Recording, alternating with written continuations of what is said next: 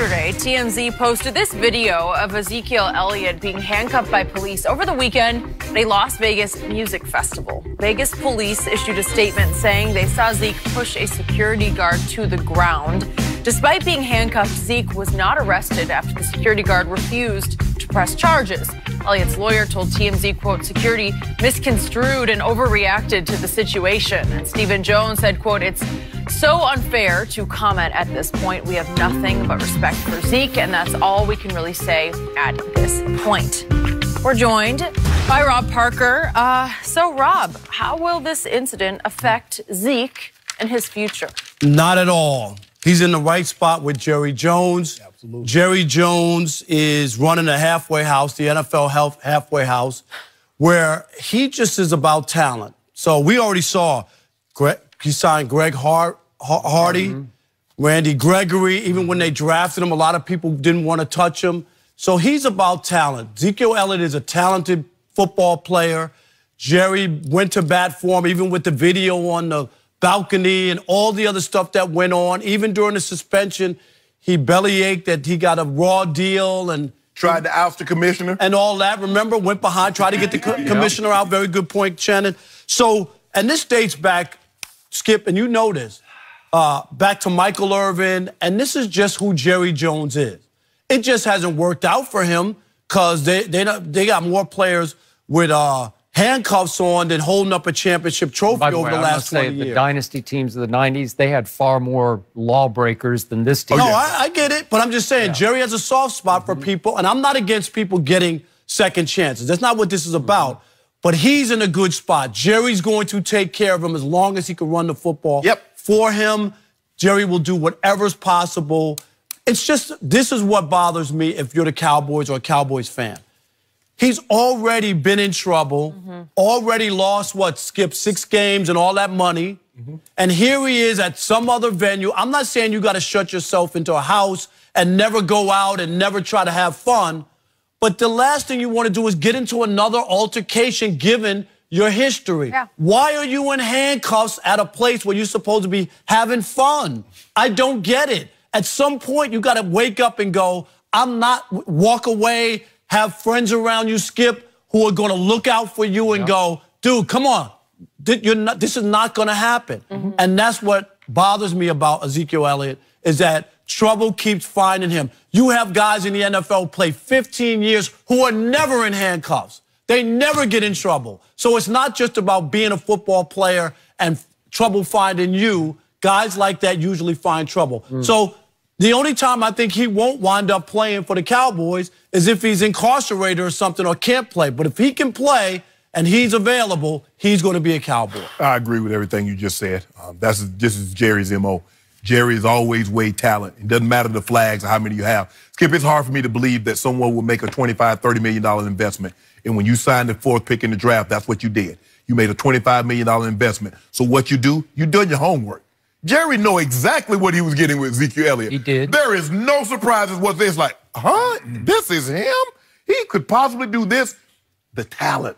As you mentioned back in those 90s, they were winning championships. So Jerry was like, hey, as a matter of fact, Jerry was the bail's bond if he needed to be. Jerry did, Jerry came close a few times himself to needing a bail bond. Go ahead. So that is how it works with this.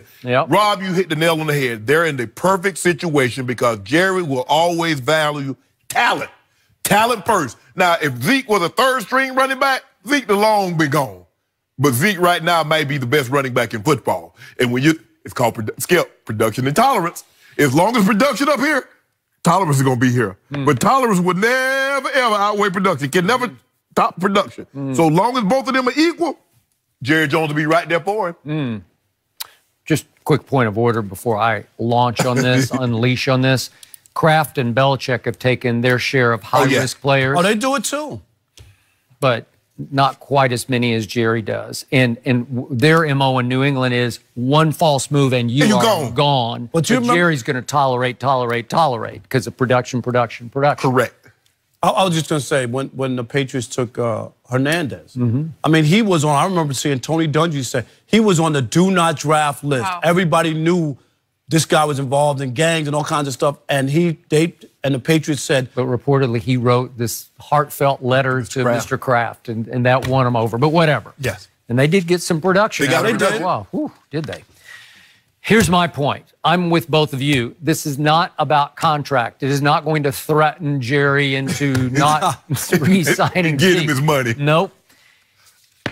For me, as a Cowboy fan, unfortunately, this is about will he be suspended for 1 or 2 games to start the season, because that's how bad a look this was for the National Football League that put him on a zero-tolerance policy. 2 years ago, he got suspended 6 games. I thought it was unfair.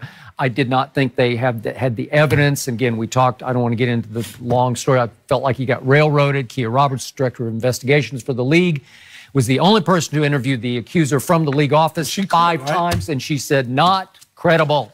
And yet, for all the off-the-field issues and incidents that he had, a couple of bar fights, and he pulled the woman's top down up on the roof, as you mentioned, they just finally said, that's enough. And I thought 6 games was a little much, but they just dropped the hammer. And again, he knows that. He had to suffer through that. His owner had to suffer through it with him. So you have to know you just can't inflict this kind of venue on yourself. You're going to a Coachella-like festival, a Woodstock-like festival, as you pointed out, 150,000 people strong, and nothing good is going to happen to you by yourself. You're unaccompanied. I saw no entourage. I saw no... You got to have friends there. You got to have look out for you. Clear of this. And it looked like he was in an altered state. And he's had some issues with substance abuse in the past. And I don't know what substance it was, but he did not look like he was in his right mind. Is that fair to say? Yeah. Very. Okay. And it's such a bad look. Again, he obviously had domestic violence issues, and that was the primary reason he got suspended. And so the young woman is trying to walk away because they're having some kind of disagreement, and he goes and jumps in front of her and gets in her face, and then she tries to walk away, and he goes and jumps in front of her and gets in her face. Again, it's not putting hands on the woman, but it's bordering on physical to me, and it's such a chillingly bad look for me. It was disgusting to watch it because it's borderline over the edge. And then he comes back, and the security guard, some kid, he looked like he weighed 130 pounds. He pushes him over, right. And he pushes him over because he says, you got something to say to me? What? The guy, the kid, the young man, is just trying to make sure everything's okay between you and your lady. He's not aggressive at all. The dude making $10 an hour. He's just trying to not get hurt. All he's trying to do, let me collect my $10 an hour. I don't want to have to break up no fights. I don't want to have to do nothing. Just let me stand here in my space, get these $10, make my $150, and I can go home. Hey, are you guys okay over there? Yeah. Maybe you should back off. Maybe you got something to say? And then he just kind of shoves him into the barricade, which tumps over. And then the other part, Skip. Oh, my back hurt. Okay. He could have done that. But knowing, too, your point, there's cameras everywhere. This is not 1980. Everybody has a camera that overhead. Cameras cover everything. But this wasn't a security camera. This was just some I know, right? But I'm saying, but everybody has it. So you even know that if I get into any kind of altercation, there's a chance it's going to be broadcast. Right. So then the Las Vegas Police Department comes over, one of the officers, and says, hey, I'm going to put you in cuffs. And he does not retaliate or try to resist. Which is a good thing. He just turns around and says, okay, cuff me. And then the security young man walks over, and maybe he was a Cowboy fan, or maybe he knows who Zeke is, and he just said, nope, drop it. I'm not going to press charges. No big deal. He whispered in Zeke here. Okay. Exactly. Okay. No, I don't want to press charges. No, he good. That's my homeboy. Hey, Zeke, how you doing? Look, here's the thing, though. He is not just some average 20-year-old, and he's got to start to realize that, because you said something, that he may be the best running back in the NFL. Yeah. You're at some concert.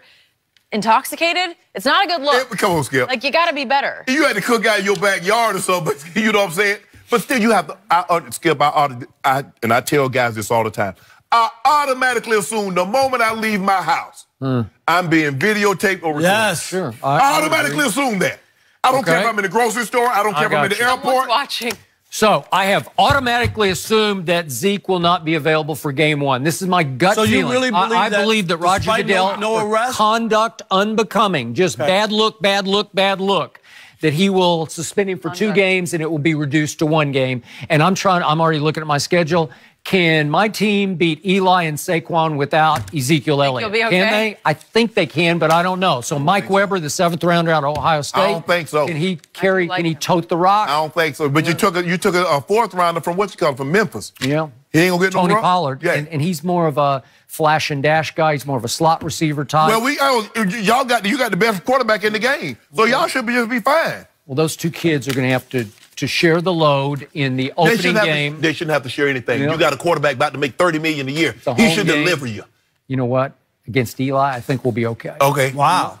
Unless it's Daniel Jones. Is it possible he's Daniel Jones? I don't know. Oh, my God. I'll take Daniel Jones. Daniel Jones. Start him. Daniel Jones may never be quarterback of the Giants. I don't know. That's how bad of a Yeah, but your quarterback, I mean, you got Brady. He's Brady-esque. He is Brady-esque. No, he's not. And he'll shred that Giants defense. No, he's not. Stop. We got this. We're count down the days? We're good. Yep. Well, do you have a countdown? Skip, will this be the only suspension for Ezekiel this year? That's a wake-up call for Zeke, We said if you will. Skip, how many times we just said wake up? He's still sleeping. Because we done said this is a wake-up call. No, this is a wake-up call. No, this is a wake-up call. He had about 5 or 6 of them. I've never fought back when you have said Jerry's going to have to sleep with his cell phone as long as his kid is playing for your team. Because he is. Because that's what's going to happen because he's not going to learn. Nope.